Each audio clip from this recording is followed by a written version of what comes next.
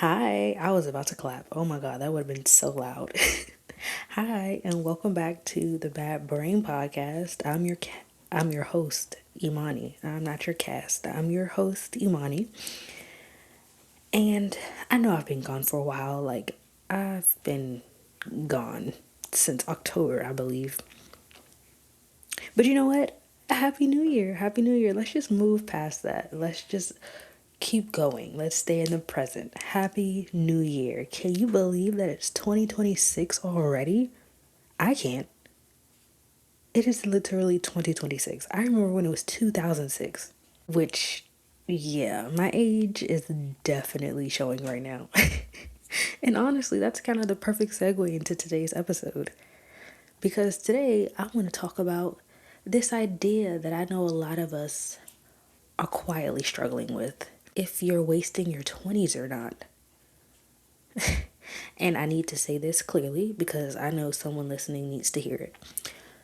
Your 20s were not wasted. And if you're currently in your 20s, no, they are not being wasted either. They were and they are training you for something better. So if you're turning 30 soon, or you're already in your 30s, or if you're in your 20s, or you're about to enter your 20s, or you just feel behind and confused, or like, hey, I should be further than this in life, this episode is for you. So take it away, Samara.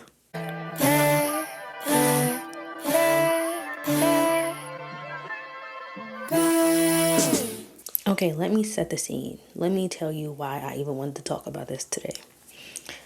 A few months ago, 2 months ago actually, my birthday passed. I just turned 29 years old, so I'm literally at the latter part of my 20s. I'm in the last year of my 20s, and I'll be turning 30 this year. And for a long time, that number felt like a threat. It felt like a deadline, like proof that I messed something up. But lately, something shifted. Instead of feeling late, I'm starting to realize I wasn't behind. I was learning under pressure, and that everything that happened to me in my 20s were lessons that led me up to the point I'm at right now. And you want to know why everyone feels so much pressure in their 20s? It's because you're living in false timelines. We were sold a very specific timeline. Graduate by a certain age, have a career by a certain age, be stable by a certain age, be healed, confident, financially secure by this age. And if you don't hit those milestones on schedule, you internalize it as failure. But here's the truth no one tells you. Well, I'm sure a few creators have said it because everyone has had this epiphany. Everyone about to enter their 30s or already past their 20s have already given this advice. But this is my version of it. That timeline was not designed for real life, it was designed for optics. Most of us were surviving, figuring out who we are, unlearning shit that we didn't even choose, and carrying trauma we didn't cause. That's not failing. That's not falling behind. That's doing the hard work first. I want you to hear that. That was doing the hard work first. And when you're doing hard work, of course, you're going to start, quit, and start again. So let's talk about starting and quitting because I've done that a lot. That was literally my entire 20s. School, stop, restart. Job, quit, new job. Ideas, passion, doubt, pause, return. That that literally sums up my entire 20s. And for a long time, I thought that meant I lacked discipline. But now I see it differently. I wasn't flaky, I was collecting data. Every restart taught me something. What I don't know, what I don't want, what drains me, what actually lights me up, what I'm willing to tolerate versus what I'm not. That is training. You don't call practice a failure just because it's not game day yet. I don't even know why I'm making sports analogies. I don't really watch sports. Well, I watch basketball, but that's a tangent. It's okay to start and quit and start and quit, but as long as you're not quitting because you're just giving up on yourself, that's okay. I mean, it's okay. It's okay to quit if you're giving up on yourself also, because that's what I did a lot in my 20s. I gave up because things were too hard. And that's a lesson that I'm taking into my 29th year. If things are hard, I don't have to quit. I can pause, rethink, restructure, and start again. And that has a lot to do with like school, jobs, relationships, survival mode in general. A lot of our 20s were spent in survival mode, working jobs we didn't love just to stay afloat, choosing stability over fulfillment because we didn't have the luxury to dream freely yet. Well, some of us did because some of us had great home systems and parents who believed in us and parents who helped us, but some of us didn't have that. So I'm speaking from that. And also staying in relationships too long because starting over felt scarier than staying uncomfortable. That doesn't mean you made bad choices. It just means you made the best choice you could with the information and resources that you had at that time. And that version of you deserves respect, not shame. And that's something that I've been learning a lot lately. I've been going to therapy, I've been journaling, and I'm noticing myself not shaming my past selves, but telling her that she worked with the resources and information that she had. And I can't fault her for that because she didn't know any better. So I don't hate her. I don't fault her. She literally was just working with what she had, and that's okay. Because I learned from what she learned from. And I am so grateful. I'm just so grateful for that. Because for the longest time, I faulted myself in my early 20s. I talked about how shameful I was, how I was stupid, and how I wasn't, how I just feel like all that time was wasted. But I learned to reframe that thought, and I'm just taking everything as lessons that I learned in my early 20s. And baby, I learned so many. And as I'll be turning 30 this year, I mean, I still have a whole year. I still have a whole 11 months. Well, 10 months. I still have a whole 10 months until I'm 30, so I'm not rushing that. But here's what I'm realizing as I'm approaching 30. I know myself more now. I trust myself more now. I'm recovering faster from disappointment now. And I'm less attached to proving myself to people who don't matter. That's not decline. That's liftoff. Your 30s aren't a finish line. They're a runway. You've done the training drills. You've tested the equipment. You've learned how to get back up. Now you're actually, now you actually get to move with intention.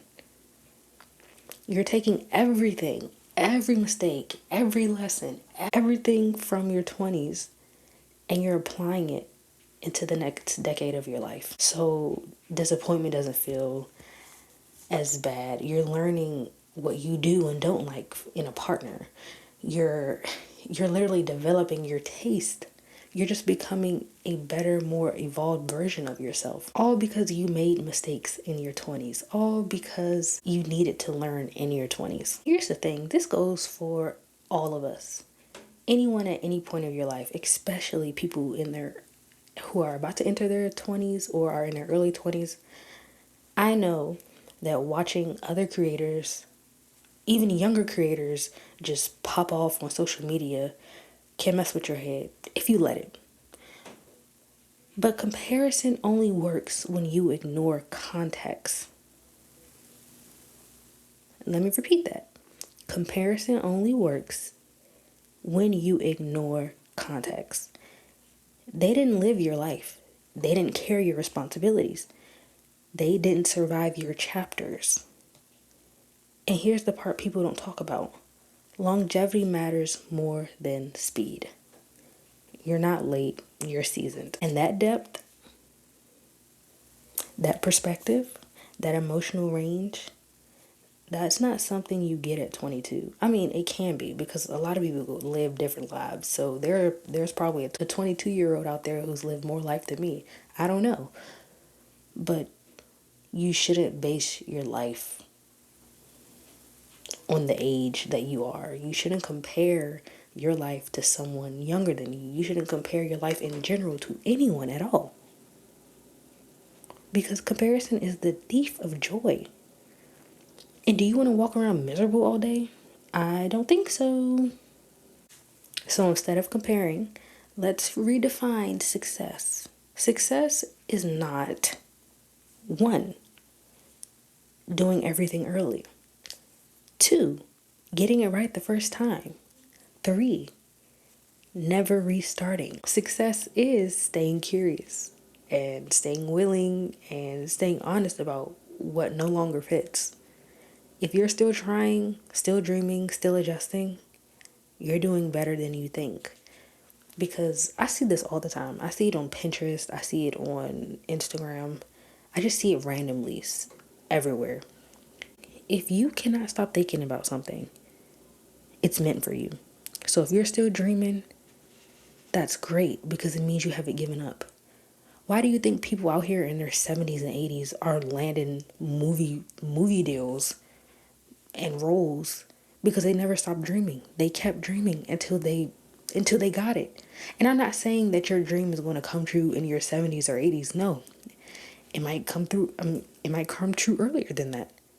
All I'm saying is that you shouldn't base success on mundane things. You shouldn't base success on such juvenile things because success is about how you feel about yourself. Success is about you learning from your failures and you just keep going. Success is pivoting when you see that things aren't working out the way you expected. So you pivot and you make a new plan. Success is not comparing yourself to other people. So let me close this out before I get preachy. If you're listening to this and you're quietly beating yourself up for how your 20s went or how your 20s are going, I want you to hear me. Nothing was wasted. Not the detours, not the restops, not the survival years. All of it trained you for what comes next and what is coming next. And if 30 is approaching or already here, you're not out of time. I don't know why everyone thinks that 30 means you're out of time. You're not. You're not out of time. You're just getting started. So, if this resonated with you, why did I say it like that? If this resonated with you, follow the podcast or listen to some of my other episodes. But I want you to know that you're not behind and your 20s were not wasted. Your 20s are not being wasted and your 20s will not be wasted. You're learning, you're growing, you're beautiful. I'm done talking. I'm done yapping. I'll see you in the next one. Take it away, Samara. Let's close this out.